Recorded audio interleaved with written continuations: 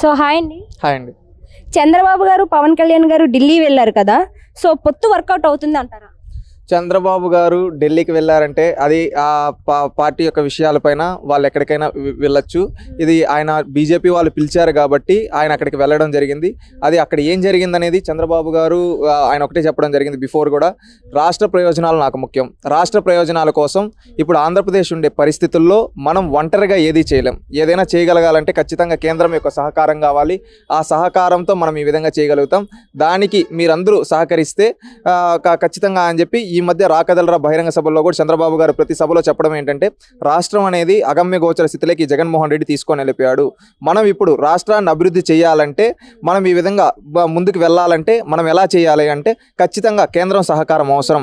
ఇప్పుడు ప్రస్తుతం ఉన్న పరిస్థితుల్లో బీజేపీ మళ్ళీ వస్తుందంటున్నారు. అదేవిధంగా ఇప్పుడు ప్రస్తుతం వాళ్ళ అధికారంలో ఉన్నారు. సెంట్రల్ ఎలక్షన్ కమిషన్ అన్నీ వాళ్ళ చేతుల్లో ఉన్నాయి. దాన్ని బట్టి మనం వాళ్ళకి అనుగుణంగా ఏంటి ఇక్కడ రాష్ట్రంలో ఉండే పరిస్థితుల్ని ఇప్పుడు ఈ జగన్మోహన్ రెడ్డి ఓటింగ్ కూడా క్రాస్ ఓటింగ్, అదేవిధంగా కొన్ని దొంగోట్లు చేసుకొని రావడం, దానిపైన ఎలక్షన్ కమిషన్ యాక్షన్ తీసుకోవడం, అదేవిధంగా గిరీషా గారిని రిమూవ్ చేయడం, ఇలాంటివి ఎన్నో జరిగాయి. ఇవన్నీ ప్రధానమంత్రి గారికి, అదేవిధంగా ఢిల్లీలో అమిత్ షా గారికి వీళ్ళకి వర్ణించడానికి వెళ్ళారు.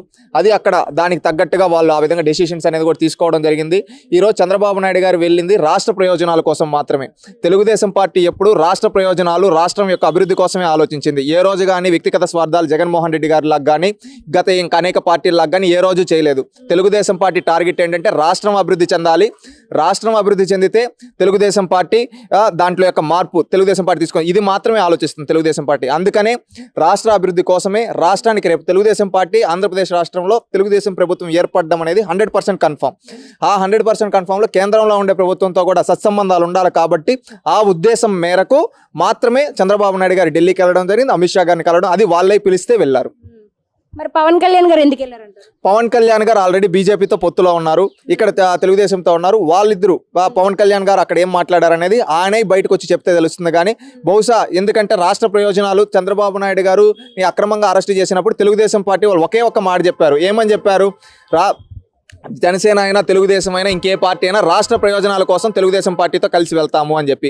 ఆ రోజు మాకు పదవులు ముఖ్యం కాదు, రాష్ట్ర ప్రయోజనాలు ముఖ్యం అని చెప్పిన పార్టీ తెలుగుదేశం పార్టీ. ఆ విధంగా ఆ రోజు రాష్ట్ర ప్రయోజనాల కోసం తెలుగుదేశం పార్టీ అనేది ఈ విధంగా చెప్పడం జరిగిందనేది నేను ఆ రోజు చెప్పింది. ఈరోజు దానికి తగ్గ విధంగానే పొత్తులైనా ఏవైనా ఉంటాయి. రాష్ట్ర ప్రయోజనాలు ముఖ్యం. సో ఇండియా టుడే సర్వే చేసింది, టీడీపీఏ పక్కగా వస్తుంది అని అంటున్నారు. సో దీనిపై మీ ఒపీనియన్ ఏంటి సార్? ఇండియా టుడేనే కాదు, సీ ఓటర్ సర్వే కూడా సర్వే చేసింది. ఆ 2 సర్వేల్లో తెలుగుదేశం పార్టీ తప్పకుండా 17 లోక్సభ స్థానాలు, అదేవిధంగా 45% ఓట్ షేర్తో గెలవబోతుందని చెప్పి చెప్పడం జరిగింది. దానికి తగిన విధంగా రేపు రానున్న నెలకి, ఇప్పుడు ఇంకా ఎలక్షన్కి 3 నెలలు ఉందండి. ఏప్రిల్లో ఎలక్షన్స్, ఇది ఫిబ్రవరి. ఐ థింక్ నాకు తెలిసి బహుశా ఎలక్షనల్ టైంకి ఇంకా ఓటింగ్ పర్సెంటేజ్ అనేది పెరుగుతుంది తెలుగుదేశం పార్టీకి. తెలుగుదేశం పార్టీ 50+ ఓటింగ్ పర్సెంటేజ్తో తప్పకుండా అధికారంలోకి వస్తుంది. ఈ రోజు 45 అనేది రేపు 50 అవుతుంది. ఎందుకంటే ఈ జగన్మోహన్ రెడ్డి గారి ప్రభుత్వంలో అనేక వర్గాల ప్రజలు నష్టపోయారు, అనేక రంగాలు. వీళ్ళందరికీ రేపు తెలుగుదేశం వస్తే న్యాయం చేస్తుంది. తెలుగుదేశం వల్ల మాత్రమే రాష్ట్రం అభివృద్ధి చెందుతుందని ప్రజలు విశ్వసిస్తూ ఉన్నారు. దానికి తగ్గట్టుగా ఏ సర్వే చేసినా జాతీయ స్థాయిలో కావచ్చు, లోకల్ స్థాయిలో కావచ్చు, నియోజకవర్గ స్థాయిలో కావచ్చు, తెలుగుదేశం పార్టీ విజయం అనేది 100% కన్ఫామ్. అదే ఈరోజు ఇండియా టుడే అయినా సీ ఓటర్ సర్వే అయినా ఇవి చెప్తూ ఉన్నాయి. దీనికి తగ్గ విధంగా రేపు వెళ్తాం. ఓకే, యాత్ర 2 మూవీ అయితే రిలీజ్ అయింది. ఇదే క్రమంలో చూసుకుంటే వ్యూహం మూవీ కూడా రిలీజ్ అవ్వబోతుంది. మరి ఈ 2 సినిమాలపై మీ ఒపీనియన్ ఏంటి సార్? ఇప్పుడు యాత్ర 2లో అదంతా షర్మిలా గారు లేకుండా యాత్ర 2 తీశారంట. దాంట్లో అంతా ఏమంటే వక్రీకరించి తీశారని చెప్పి చాలామంది అంటున్నారు. ఎందుకంటే మనం ఇప్పుడు చూస్తే సినిమా హాల్లో కూడా ఎవరు పోవటం లేదు ఆ సినిమాకి. ఇంకొకటి ఏంటంటే ఆడ సినిమాకు పోయిన వాళ్ళు కూడా రాజశేఖర రెడ్డి చచ్చిపోయిన సీన్లో ఈ వైఎస్ఆర్సీపీ వాళ్ళు ఎవరినో డబ్బులు ఇచ్చి తీసుకొని వాళ్ళు ఏమంటే రాజశేఖర రెడ్డి గారు చచ్చిపోయిన సీన్లో పేపర్లు ఇసరుతా ఉన్నారు. అంటే వీళ్ళ సిచ్యువేషన్ ఎలా ఉందో చూడండి. మెంటల్గా ఈ విధంగా అలాంటి వాళ్ళని తీసుకొని పోయి అక్కడ ఇవి వేయించి ఏదో చేయాలనుకుంటే ఎవరు నమ్మే పరిస్థితుల్లో లేరు. ఈ సినిమా అనేది వాళ్ళేదో వాళ్ళ దగ్గర డబ్బులు ఎక్కువైపోయింది కాబట్టి కొన్ని వేల కోట్లు పెట్టి సినిమాలు తీశారు. ఆ సినిమాలు జనాలు ఎవరో విశ్వసించే పరిస్థితుల్లో నేడు లేరు. ఎందుకంటే ప్రజలు తప్పకుండా తగిన రోజు, ఎందుకంటే అప్పుడు ఏదో యాత్ర 1 తీశారు, ఆ యాత్ర 1 ఏదో హైలైట్ అయిపోయింది అని వీళ్ళు ఏదో అనుకుంటా ఉన్నారు. ఆ రోజు అన్ని అబద్ధాలు చెప్పారు. ఈ రోజు మళ్ళీ అబద్ధాలు చెప్పి జనాలు నమ్మించాలంటే జనాలు నమ్మే పరిస్థితుల్లో లేరు. సో సినిమాల పరంగా చూసుకుంటే మరి ఓట్లు ఎవరికి పడే ఛాన్సెస్ ఉన్నాయి? సినిమాల పరంగా ఓట్లు పడతాయంటే నేను నమ్మనండి. ఎందుకంటే ఒకప్పుడు వేరు, ఇప్పుడు వేరు. ఇప్పుడు జనాలు సోషల్ మీడియా యుగంలో ఉన్నారు. ఏది నిజం ఏది అబద్ధం అనేది గ్రహించే పరిస్థితుల్లో లేని స్థితులు అయితే లేరు. వాళ్ళు ఏది నిజం ఏది అబద్ధం అనేది అయితే ఖచ్చితంగా గ్రహిస్తారు. తప్పకుండా ఎవరికి ఎలా బుద్ధి చెప్పాలో అలా బుద్ధి చెప్తారు. ఈరోజు సినిమాలు అనేది ఒక టైప్ ఆఫ్ ఎంటర్టైన్మెంట్ కోసమే. నువ్వు సినిమాలో నేను చరిత్రను వక్రీకరించి తీస్తా, లేని ఉన్నట్లు చెప్తా, ఉన్నవి లేనట్లు చెప్తా అంటే ఎవరు నమ్ముతాడు? నువ్వు ఉన్నది ఉన్నట్టు చూపి సినిమా ద్వారా అతను ఏదో వ్యూహం అని చెప్పి యాత్ర 2 అని చెప్పి లేనివి ఉన్నట్లుగా చరిత్రను వక్రీకరించి సినిమాలు తీస్తామంటే ఎవడు చూస్తూ ఊరుకోరు. ఈ రోజు ఆ సినిమాలు కూడా అట్టర్ ఫ్లాప్ అయిపోయాయి. అది తప్పకుండా తగిన రోజు ప్రజలు బుద్ధి చెప్తారు వాళ్ళకి. ఈ రోజు వీళ్ళ దగ్గర డబ్బు ఎక్కువై సినిమాలు తీస్తున్నారు, రేపు తగిన రోజు వీళ్ళకి ప్రజలు బుద్ధి చెప్తారు. రాజధాని ఫైల్స్ మూవీ కూడా వస్తుంది కదా, సో మరి అది ఎలా ఉండబోతుంది?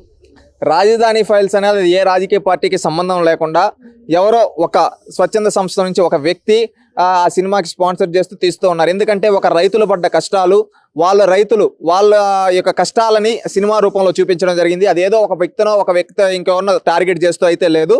ఇక్కడ ఏంటంటే వీళ్ళు ప్రధానంగా మనం చూస్తే ఈ రాజధాని ఫైల్స్ అనే దాంట్లో ఈ ట్రైలర్ చూసినప్పుడు నాకేమర్థమైందంటే, ఒక రాష్ట్రంలో రైతులు కష్టపడి వాళ్ళకు భూములు ఇచ్చుంటారు. ఒక పాలకుడు ఆ భూములను నాశనం చేస్తూ వాళ్ళపైన లాఠీ చార్జులు, ఆడవాళ్ళని కొట్టిస్తూ ఈ విధంగా చేస్తూ ఉంటే దీనికి సంబంధించి మాత్రమే సినిమా ఉంది. దాంట్లో రైతుల యొక్క కష్టాలు, రాష్ట్రానికి రాజధాని ఎంత అవసరం అనేది ఆ సినిమాలో చూపిస్తున్నారు. ఇది ఒక మంచి సబ్జెక్ట్ ఉండే సినిమా. ఇక్కడ ఎవరిని పర్సనల్ టార్గెట్ లేదు. ఒక రాష్ట్రానికి రాజధాని ఎలా అవసరం, ఆ రాజధాని కోసం కొంతమంది రైతులు ఏమీ ఆశించకుండా రాష్ట్ర భవిష్యత్తు కోసం వాళ్ళ 1000 ఎకరాలు ఇచ్చారు. అలాంటి రైతుల యొక్క కష్టార్జం వాళ్ళు ఇచ్చిన తర్వాత, పాలకులు మారిన తర్వాత ప్రతిసారి మేము రాజధాని మారుస్తామంటే అక్కడ నష్టపోయేది ప్రజలు. ఆ ప్రజల యొక్క కష్టాలను సినిమా రూపంలో తీయడం జరిగింది.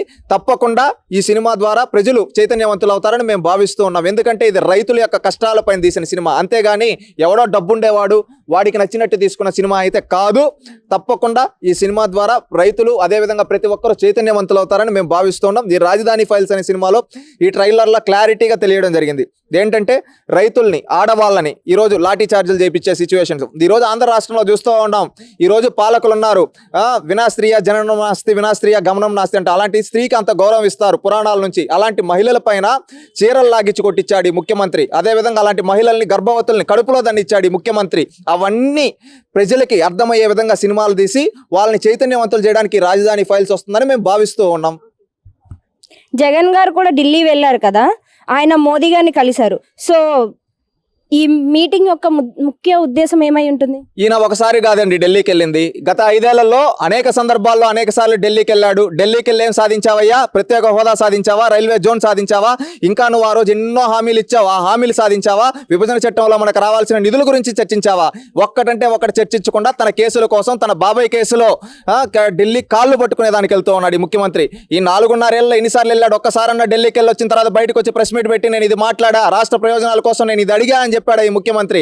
అడగలేదు. అంటే దీన్ని బట్టి అర్థం చేసుకోండి, ఆయన యొక్క వ్యక్తిగత స్వార్థాల కోసం మాత్రమే ఢిల్లీ పర్యటన, ప్రజల సొమ్ముతో ఢిల్లీ పర్యటనలకు వెళ్ళి తన కేసుల కోసం వాదించుకుంటున్నాడు తప్పితే ప్రజలకు ఉపయోగపడే ఒక్క పని జగన్మోహన్ రెడ్డి చేయలేదని నేను తెలియజేసుకున్నా. ఈసారి కూడా అదే